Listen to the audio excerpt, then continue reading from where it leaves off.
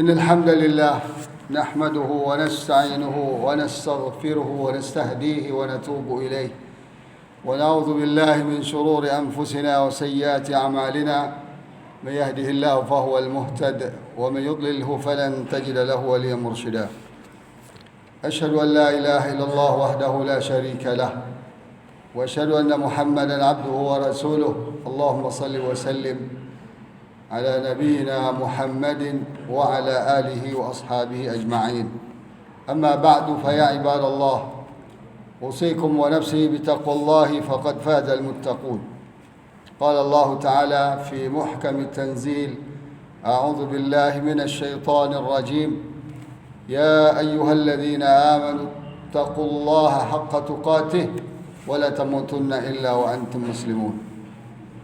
Ma'asyiral muslimin, jamaah salat Jumat yang dirahmati Allah, mari kita tingkatkan takwa kita kepada Allah Subhanahu wa taala dengan menjalankan perintah-perintah Allah yang ada dalam Al-Qur'anul Karim dan perintah Rasulullah sallallahu alaihi wasallam yang beliau jelaskan dalam hadis beliau.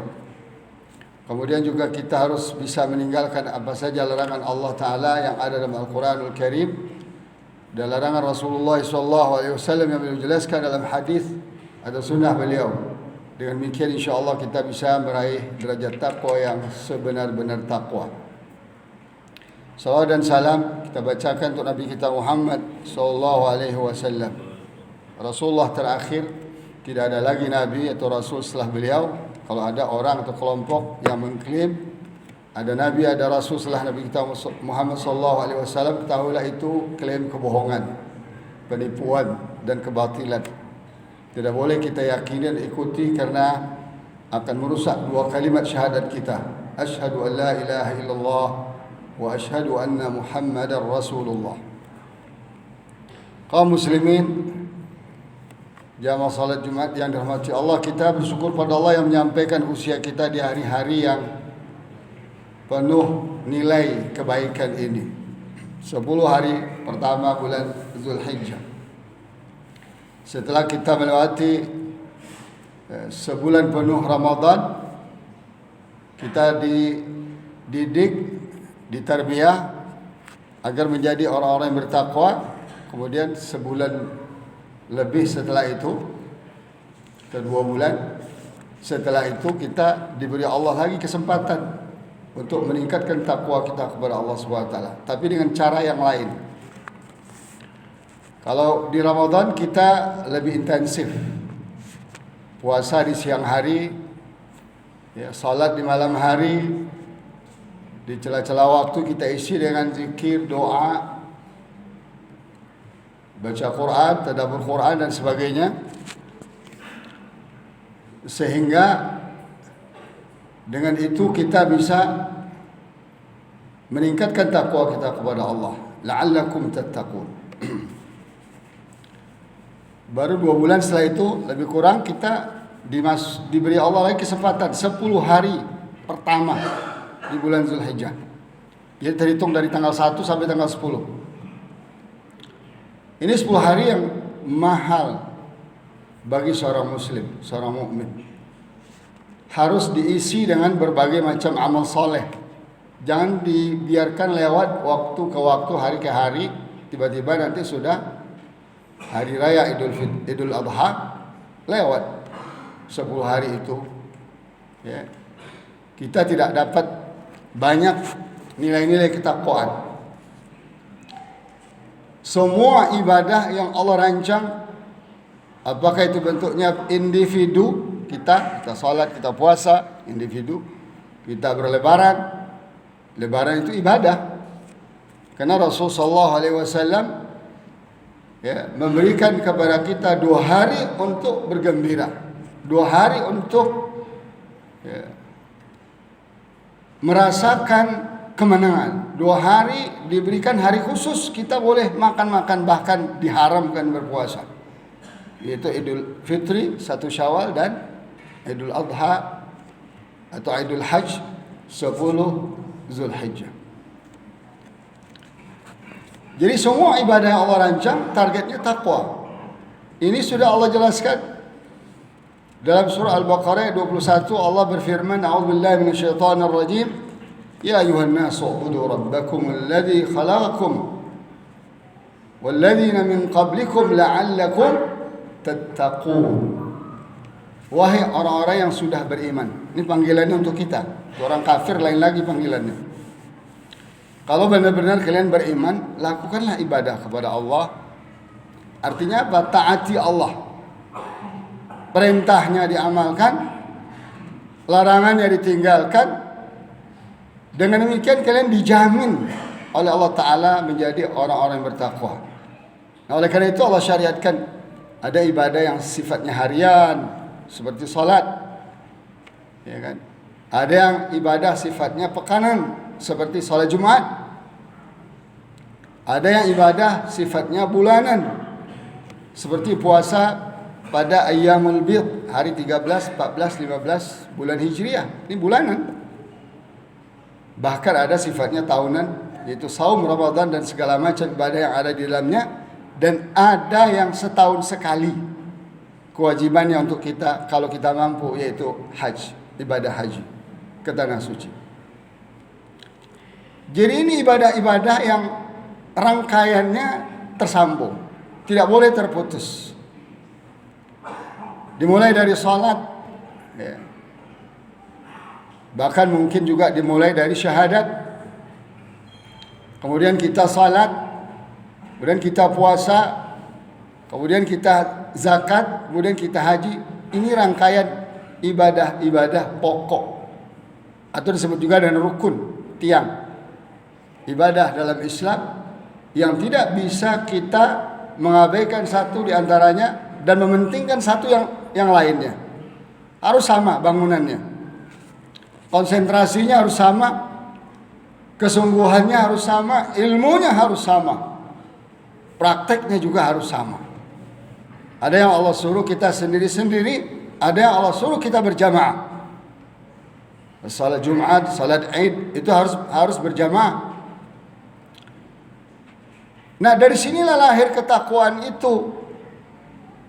Ya, dari sinilah lahir ketakwaan itu. Ketakwaan itu tidak bisa diraih hanya dengan satu perkara ibadah saja, tidak bisa. Ada seakan-akan salah persepsi. Kalau kita fokus Ramadan, kita akan meraih takwa. Tapi bagaimana dengan yang lain? Salat umpamanya.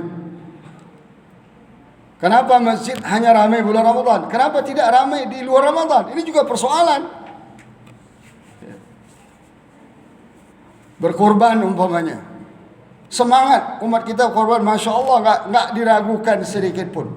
Tapi bagaimana dengan semangat baca Quran? Bagaimana dengan semangat zikir? Dengan berbagai macam ragam. Setiap hari itu ada zikir. Formatnya dari Rasulullah SAW. Bagaimana dengan berdoa? Bagaimana dengan berikhtiar dengan cara yang halal untuk menopang kehidupan kita yang baik? Tidak main hantam kromo, main seruduk sana sini. Tidak ada halal dan haram, semua disikat. Tidak bisa, kaum muslimin rahimakumullah. Umat Islam ini akan menjadi umat terbaik, khairu ummatin, kalau konsisten dengan semua ajarannya. Dimulai dari akidahnya, ibadahnya, akhlaknya, muamalahnya, politiknya, pemerintahannya, negaranya, harus semua selaras berjalan dengan nilai-nilai takwa kepada Allah Subhanahu wa taala. Kaum muslimin rahimakumullah, kita sangat bahagia. Sistem ibadah ini benar sistem karakter building. Allah ciptakan. Kalau ada karakter kita tidak terbentuk sebagai orang yang bertakwa, sedang kita sudah melewati hidup ini puluhan tahun, berarti ada yang salah dalam diri kita dalam memahami dan mengamalkan ajaran Islam ini. Karena Allah sudah katakan dari awal, semua ibadah disetting untuk bagaimana kita menjadi orang yang bertakwa. Apa ciri-ciri orang bertakwa? Sederhana. Cepat tanggap dan mencintai perintah-perintah Allah. Bukan ngeles. Bukan kita mencari-cari alasan. Wah ini sunnah, wah ini. Enggak ada. Wajib sunnah itu sama. Cuman levelnya aja yang berbeda. Kita masuk ke masjid, salat sunnah tahiyatul masjid. Sama itu dengan salat zuhur atau salat Jumat ini. Cuman beda. Kalau ini sunnah, ini wajib. Bukan berarti sunnah kita tinggalkan. Tidak. Karena dengan sunnah itulah kita disayangi Allah Ta'ala. Kalau wajib itu baru Allah mau dekat dengan kita. Tapi untuk sampai disayangi Allah, dan sebuah hadis qudsi dijelaskan Rasulullah SAW, untuk sampai disayangi Allah harus menjalankan yang wajib secara konsisten. Kemudian dibangun juga dengan sunnah-sunnah yang memungkinkan kita lakukan sesuai dengan kemampuan masing-masing. Atau sebaliknya juga, karena takwa itu bukan hanya menjalankan perintah Allah, tapi juga meninggalkan larangan Allah, apa saja bentuknya. Lalu kita berdalih, oh ini karena makruh, merokok makruh. Siapa yang menempelkan makruh itu? Manusia. Kalau Quran mengatakan makruh itu sangat Allah benci. Wa karraha ilaikumul kufra wal fusuqa wal isyan. Allah benci kepada kalian, kepada orang-orang yang fasik, orang-orang durhaka, dan orang-orang yang kufur. Allah gak suka. Lah bayangkan, kalau itu pun hukumnya makruh, ngeri kita. Kenapa? Karena Allah tidak suka sama kita. Orang tua saja tidak suka sama kita, kita udah gak bisa tidur. Kepikiran terus, takut kita kualat. Bagaimana dengan Allah Subhanahu wa Ta'ala tidak suka? Hati-hati bermain istilah-istilah, karena ini yang pernah dilakukan oleh bangsa Yahudi dan Nasrani, Bani Israel. Akhirnya mereka dikutuk oleh Allah Subhanahu wa Ta'ala sampai akhir hayat mereka. Kaum muslimin rahimakumullah, bicara tentang keutamaan 10 hari pertama di bulan Zulhijjah ini luar biasa. Al-Quran bicara, hadis Rasulullah SAW bersabda, wal fajri wa layalin ashr. Allah menyebutkan dalam surah Al-Fajr, demi fajar dan 10 malam pertama. Apa itu? Ulama menafsirkan 1, 2, 3, 4, 5, 6, 7, 8, 9 dan 10 Zulhijjah. Kemudian Rasulullah SAW juga menjelaskan, ma min ayyamin a'zamu indallahi wa la ahabbu ilaihi min al-amali fihin min hadhihi al-ayyam al-ashr. فأكثروا فيهن من التهليل والتكبير والتحميد. Hadis riwayat Imam Ahmad. Tidak ada hari yang paling agung di sisi Allah dan paling Allah cintai kalau dilakukan di dalamnya amal soleh. Kalau ya, harinya agung. Kalau kita nggak lakukan amal soleh dalamnya, kita nggak dapat. Harinya Allah cintai. Kalau kita nggak lakukan amal soleh dalamnya, kita nggak dapat. Ya. Oleh karena itu, apa amal soleh yang harus kita lakukan? Di antaranya Rasulullah SAW katakan, perbanyaklah menyebut tahlil, yaitu la ilaha illallah. Perbanyaklah menyebut takbir. Apa itu? Allahu Akbar. Beribu-ribu kali atau beratus-ratus kali kita baca selama 10 hari pertama ini. Waktunya terserah. Rasul tidak pernah menjelaskan waktunya harus kapan. Ya, terserah waktunya. Kemudian perbanyak membaca tahmid. Apa itu? Alhamdulillah. Jadi kalau kita baca la ilaha illallah, Allahu Akbar, Alhamdulillah, itu Allah sangat senang kepada kita.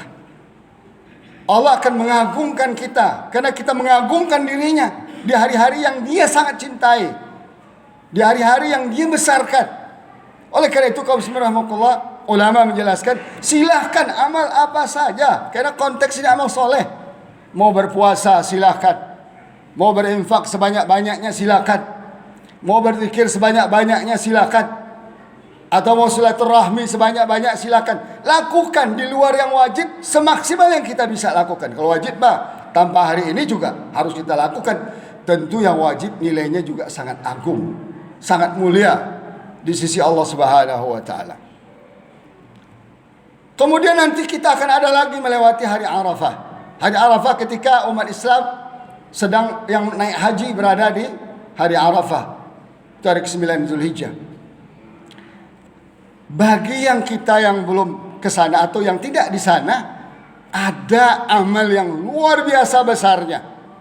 Rasulullah SAW mengatakan apa? Siyamu Arafah, siyamu yaumi Arafah, inni ahtasibu 'ala Allahi an yukaffira sanata allati ba'dahu was sana allati qablahu. Puasa pada hari Arafah nilainya di sisi Allah Saya yakin kata Rasulullah itu bisa apa? Menghapuskan dosa kita setahun sebelumnya dan setahun setelahnya. Puasa 1 hari balance kita dalam 2 tahun. Bayangkan kaum rahmatullah. Apa kita masih enggan? Apa kita masih malas-malasan puasa hari Arafah? Apa kita masih tidak suka, tidak tertarik dengan tawaran Allah Ta'ala ini? Sehari berpuasa 2 tahun kita dapat diampun dosa-dosa. Ulama menjelaskan selama dosa-dosa kecil, bukan dosa-dosa besar. Dosa besar juga besar, ya, balasannya, azabnya dari Allah Ta'ala. Maka berhati-hati kita di hari 10 pertama ini, jangan sampai melakukan satu dosa besar, ya. Ulama menjelaskan dosa besar itu ada 73 dosa besar. Yang kita terbiasa hanya dengan 7, 90% diskonnya. Biasa diskon dalam hidup.